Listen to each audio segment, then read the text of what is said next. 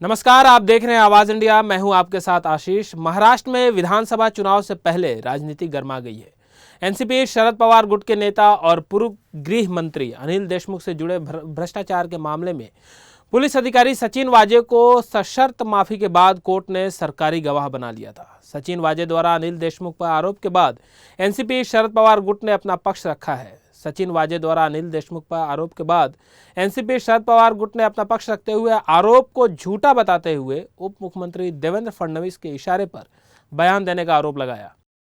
परमवीर सिंग नावाचा एक माणूस होता जो आता कुठे माहित नाही सगळ्यांना, ज्यांना देवेंद्र फडणवीसांनी काही गोष्टी सांगितल्या आणि सचिन वाजे मार्फत जे काय अनिल देशमुखांना बदनाम करण्याचा सातत्याने प्रयत्न केला, खोटे आरोप लावले, परंतु कोर्टामध्ये कुठलाही आरोप टिकला नाही, चौकशी अंती काहीही निघाले नाही। आणि आज तोच सचिन वाजे जो क्राइम आहे ज्याच्यावर अनेक गुन्हे दाखल आहेत आणि त्या सचिन वाजेने ज्या पद्धतीने आज आरोप केला याच्या मागे निश्चितपणे देवेंद्र फडणवीसांची ही शाळा आहे। याचं कारण असं अनिल देशमुखांनी मध्यंतरी पेनड्राईव्ह आणला, अनेक पुरावे देण्याचा प्रयत्न केला की देवेंद्र फडणवीसांनी कसे कारनामे केले, मग ते उद्धव ठाकरे आदित्य ठाकरेच्या संदर्भात असतील किंवा अजून बाकीच्या नेत्यांच्या संदर्भात असतील, असे अनेक गौप्यस्फोट अनिल देशमुखांनी केल्यानंतर देवेंद्र फडणवीस सगळीकडनं टार्गेट झाल्यानंतर आता सचिन वाजेच्या मुखातनं पुन्हा एकदा अनिल देशमुखावर आरोप करण्याचा केविलवाना प्रयत्न आहे, ज्याच्यातून काही निष्पन्न होणार नाही।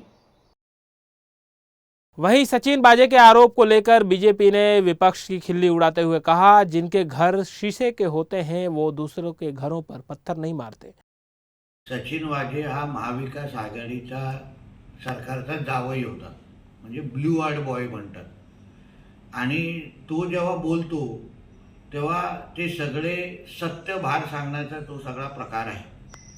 आता काचेच्या घरात राहणाऱ्या लोकांनी अन्य लोकांवर दगड मारू नये हे आज सकाळी अनिल देशमुखांना कळलं असेल, ज्या अर्थी आमच्या फडणवीस साहेबांवर काही दिवसा अगोदर मोठे पेन ड्राईव्ह हलवत आरोप करत होते।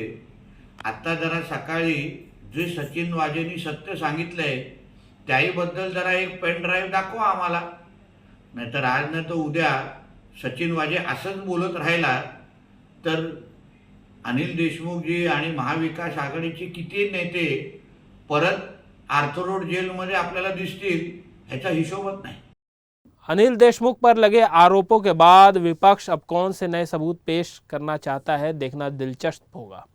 वीडियो जर्नलिस्ट शिवाजी काले के साथ अंजनी कुमार मिश्रा की रिपोर्ट, आवाज इंडिया, मुंबई।